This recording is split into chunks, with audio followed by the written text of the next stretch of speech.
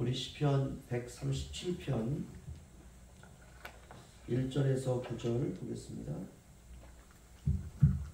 시편 137편 1절에서 9절이요.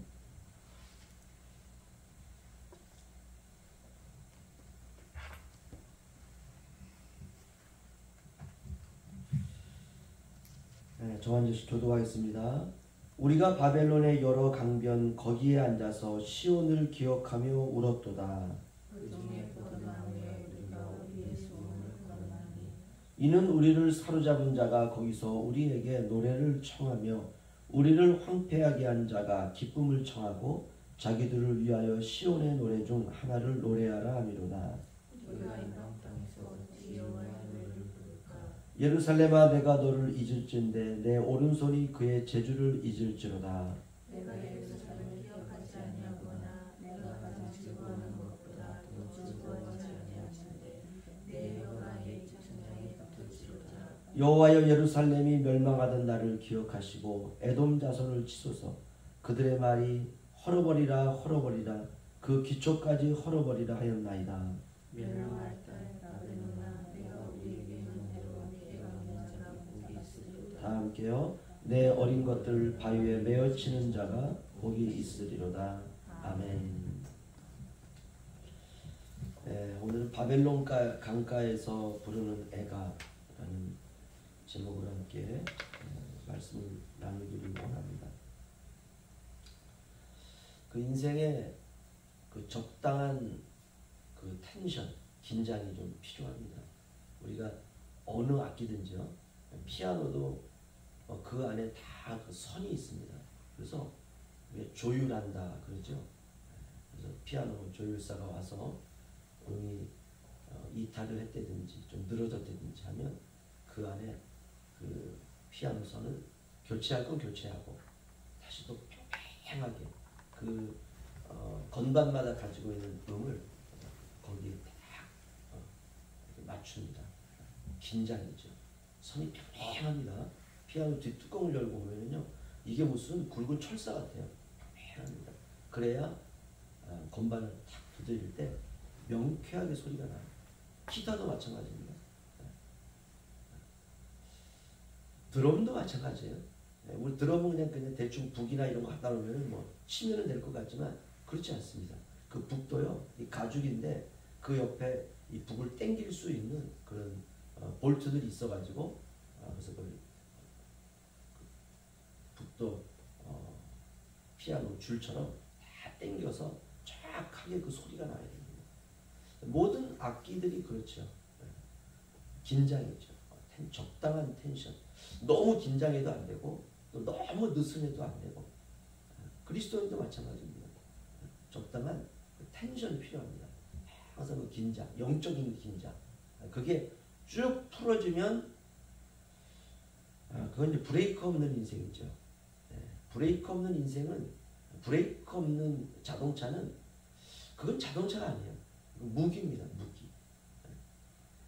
빗달길을 내려가는데 브레이크가 안 들어가요. 그럼 그 무기예요. 그냥 가서 벽을 부딪히든지 사람을 부딪히든지 누군가는 반드시 다치게 되어 있습니다. 그런 의미에서 적당한 텐션을 주님 나라에 가는 그날까지 항상 유지하는 겁니다. 오늘 137편 우리가 이렇게 함께 읽었는데요, 그 시어들이요 굉장히 슬프고 비장함이 느껴집니다. 이스라엘 백성들이 바벨론으로 왜 그 강가에서 노래를 부르고 있느냐? 이유는 하나예요. 죄 때문에. 하나님 앞에서 죄를 짓고 하나님의 면전에서 우상을 숭배하고 솔로몬이 왕이 되었을 때 하나님께서 솔로몬에게 세 가지를 조심시킵니다. 그러니까 세 가지를 긴장을 하며 살아가는 거죠. 첫 번째, 은과 금을 의지하지 말라. 재물이죠. 재물을 의지하지 말라. 두 번째, 애굽의 말을 의지하지 말라. 그 당시의 말은 오늘날로 말하면 무기입니다. 말이 있어야 전쟁에서 이길 수가 있어요. 세 번째, 여자를 조심하라. 이게 솔로몬에게 하나님이 주셨던 경고입니다. 근데 그 세 가지가 다 무너지죠. 솔로몬. 죄입니다. 하나님이 그의 백성들을 선택해서 그들을 하나님이 원하시는 땅, 그야말로 거기는 축복의 땅이죠. 그곳에 하나님께서 그들을 심으시고 거기서 이제 새롭게 시작하려고 하는데 애굽에서 나온 그들이 광야를 애굽화시키고요. 가나안을 애굽화시킵니다. 그러니까 중요한 건 마음이에요. 마음이 변하지 않으면 아무리 그 사람을 아무리 그 환상의 섬에 갖다 놓는다 할지라도 그 섬은 그냥 죄악의 섬이 되는 겁니다. 결국 이스라엘이 죄로 인해서 바벨론으로 포로로 끌려갔죠. 이게 사랑이에요. 이게 사랑. 이게 하나님의 거룩한 사랑입니다. 그거 배우는 거거든요. 결국 바벨론에 끌려가서 그들이 할 수 있는 것은 그냥 삶의 애환이죠. 고통과 슬픔과 눈물과 핍박과 처절함과. 바벨론 사람들이 이스라엘 사람들을 이제 놀리기 시작합니다. 야, 너희가 하나님의 백성들이라며, 너희가 이스라엘이라며 이름이, 그러면 한번 너희 나라에서 하나님이라고 하는 존재에게 드렸던 찬양 그거 한번 해봐라. 그거 한번 듣고 싶다. 이건 놀림이죠. 이건 정말 치욕스러운 겁니다. 그렇죠? 우리가 하나님 앞에 나와서 하나님 앞에만 드려야 되는 찬양을 드리고 그 가운데 하나님께서 우리에게 주시는 기쁨을 우리가 만끽하고 하나님 나를 구원하셨구나. 하나님 놀랍다. 이렇게 우리가 우리의 삶에서 자발적으로 우리가 하나님을 찬양하고 하는 건 괜찮지만 거기서 술 한잔 다 갖다 놓고요. 그 이방 사람들이 아무리 포로로 끌려온 사람들이 할지라도 그들에게 야, 너희가 하나님 있는 백성들이라며 우리는 다른 신을 섬기는데 그래 너희가 하나님께 불렀던 찬양 한번 해봐라. 이 놀리는 거죠. 거룩한 이건 그야말로 하나님을 향하여 우리가 불렀던 노래를 그냥 세상 가운데서 한번 불러봐라 이거죠. 부를 수 있습니까? 부를 수 없습니다. 그런데 이게 장난으로 하는 것이 아니라 이게 이제 강압적으로 오는 것이에요. 강압적으로 위협을 느끼는 겁니다. 생명에. 야, 찬양이라고 하는 거 그 곡 한번 뽑아봐. 하나님을 찬양하던 곡이 이방 사람들의 기분이나 맞추어주는 곡으로 전락하는 것이죠. 이거 안 할 수도 없습니다. 강압적으로 명령을 하기 때문에 하나님께 반역한 인생에 비참합니다. 우리는 역사를 통해서 우리도 배우죠. 죄를 범하면 반드시 벌을 받는다. 우리가 역사를 통해서 인생을 통해서 배우게 됩니다. 회개가 정답이죠. 죄를 범하면 그때그때마다 회개하는 거예요. 반드시 회개해야 됩니다. 반드시 돌이켜야 돼요. 만약 죄를 짓고도 회개하지 않고 아무런 일이 없다는 듯이 사는 것, 그게 악이에요. 그게 악입니다.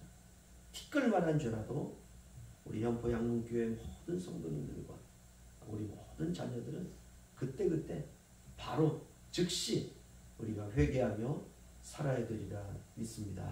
우리 연포 양문교회는 하나님 앞에서 거룩하고 순결하고 정결한 신부가 되어야 됩니다. 이스라엘 백성들이 이렇게 하나님 앞에 죄를 지은 심판을 톡톡히 받고 있습니다. 바벨론에 70년 포로 생활을 하게 됩니다. 나라를 잃고 이방 민족들에게 끌려가고 거기서 갖은 고생과 눈물과 한숨으로 거기서 일생을 마칩니다. 과거에 제가 재미있게 봤던 어릴 때 그 미국 드라마 중에 뿔이라고 하는 그런 드라마가 있습니다. 열강들, 서구 열강들이 아프리카나 이런 곳에 그냥 침략해 들어가가지고 거기에 있는 모든 은금, 돈이 될 만한 거 다 가지고 오면서 보니까 웬 시커먼 사람들이 있는 거예요. 그 사람이 백인들의 눈에는 사람으로 보이지 않는 겁니다. 그래서 그들을 데려다가 그 남자들은 힘이 좋은 사람들, 여자들은 그 예쁘장한 사람들 데려다가 자기 집에서 가정부로, 노예로, 성적인 놀이개로 이렇게 다 사용하는 그 정말 인류 역사의 치욕스러운 일들이죠. 인간이 얼마나 악한가라고 하는 것을 보여주는 것이죠. 그래서 그들이 본국에서 그냥 떠나가지고 자기도 모르는 거 눈을 다 가리고 가는 거예요. 배를 타고 가서 거기서 그들이 노예 취급을 당하면서 죄인 취급을 당하면서 사람 취급도 못 당하는 것이죠. 그러면서 그들이 그것을 치욕적으로 살아갑니다. 죄라고 하는 것은 이스라엘 백성들이 그렇게 흑인들처럼 끌려와가지고 바벨론가에서 고생과 눈물과 한숨으로 핍박을 받으면서 70년을 그냥 거기서 죽는 거죠. 그냥 죄라고 하는 것은 그렇게 무서운 것입니다. 그래서 1절로 3절을 보시면 저 한 절씩 교도하죠. 우리가 바벨론의 여러 강변 거기에 앉아서 시온을 기억하며 울었도다. 그 중에 떠나며 우리가 우리의 소원을 걸어나니 다 함께요. 이는 우리를 사로잡은 자가 거기서 우리에게 노래를 청하며 우리를 황폐하게 한 자가 기쁨을 청하고 자기들을 위하여 시온의 노래 중 하나를 노래하라 함이로라. 아멘. 참 비참하죠. 그렇죠? 그들의 기분을 맞춰 주기 위해서 부르라고 한 게 뭐냐면 하나님을 찬양한 그것. 그러니까 이방 나라 사람들에게는 그게 굉장히 특별한 음악이라고 생각이 든 거예요. 사랑하는 성도 여러분, 저도 그렇고 여러분도 그렇고 단 한 번뿐인 인생을 살다가 우리가 죽습니다. 우리가 세상에 그 어디가 되었든 사람들이 뭐 아무리 아름답다, 아무리 대단하다, 정말 놀랍다, 여러분 그렇다 할지라도 그 대단한 것도 없습니다. 알고 보면 아무리 아름다운 곳이라 할지라도 그렇게 아름답다 할 정도로 대단한 곳은 없습니다. 그냥 거기가 거기예요. 그곳에도 슬픔이 있고 그곳에도 눈물이 있고 그곳에도 한숨이 있고 그곳에도 피조물들의 탄식이 있습니다. 이제 가을이 되고 겨울이 오면 모든 식물들은 다 말라 비틀어지지 않겠습니까? 이게 피조물들의 탄식이에요.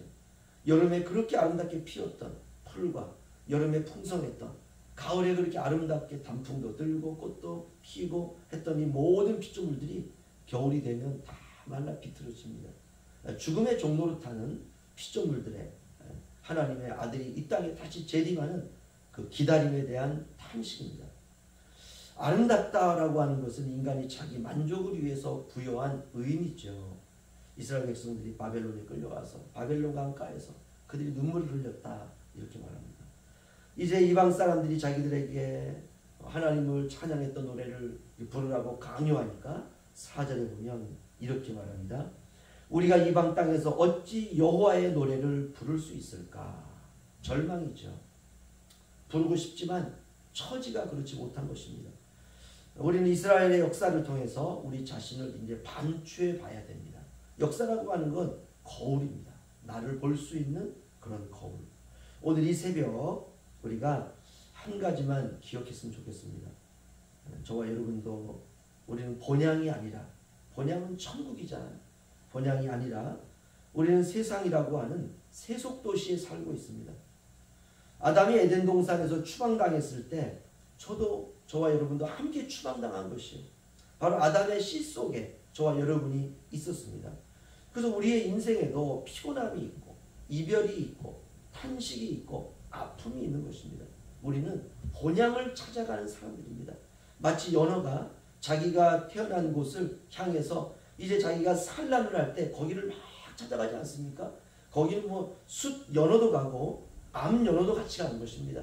그리고 거기 가서 새끼를 낳고 거기서 다 죽어요. 그리고 새끼들이 그 부모를 뜯어먹고 다시 그들이 바다로 나아가지 않습니까? 이걸 회귀본능이라고 그러죠. 모든 동물에게는, 모든 식물에게는, 모든 인간에게는 회귀본능이 있습니다. 본향을 찾아서 끊임없이 나아가려고 하는 이 본능이 있는 거예요. 이 본능을 우리가 세속 도시에서 시작하는 것입니다. 우리의 노래는 그 나라에 가서 정말 쇠하지 아니하고 아름답게 울려 퍼지게 될 것입니다. 우리 주변에는 우리의 걸음을 막 지치게 만드는 이들이 너무나도 많이 있습니다. 그럴 때 이스라엘 백성들이 바벨론 강변에서 그들이 하나님을 생각하며 울었듯이 오늘 하루도 우리가 하늘을 바라보면서 지금도 나와 함께 역사하시는 하나님을 찬양하며 남은 삶을 여러분 잘 견디고 이기시기를 주님의 이름으로 축원합니다. 기도하겠습니다.